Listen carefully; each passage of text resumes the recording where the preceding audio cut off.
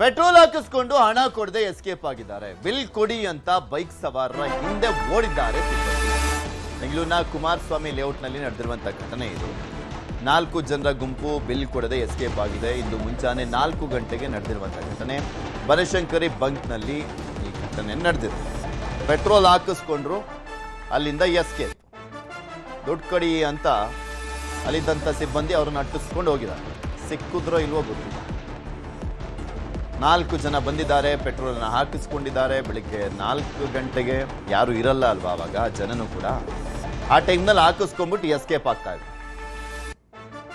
ಅವ್ರನ್ನ ದುಡ್ಡಿಸ್ಕೊಳ್ಳೋದಕ್ಕೆ ಓಡಿದ್ದಾರೆ ಆ ಸಿಬ್ಬಂದಿ.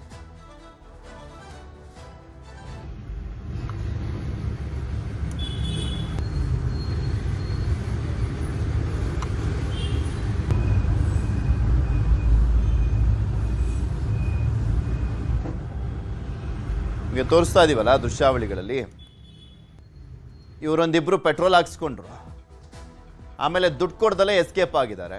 ಅದರ ಮುಂದಿನ ದೃಶ್ಯಾವಳಿಗಳು ಸಿಕ್ಕಿಲ್ಲ. ಸಿಕ್ಕಾಕೊಂಡ್ರೋ ಇಲ್ವೋ ಗೊತ್ತಿಲ್ಲ. ಪೆಟ್ರೋಲ್ ಹಾಕ್ಸ್ಕೊಂಡು ಎಸ್ಕೇಪ್ ಆಗೋಕ್ಕೆ ಪ್ರಯತ್ನ ಪಟ್ಟಿದ್ದಾರೆ.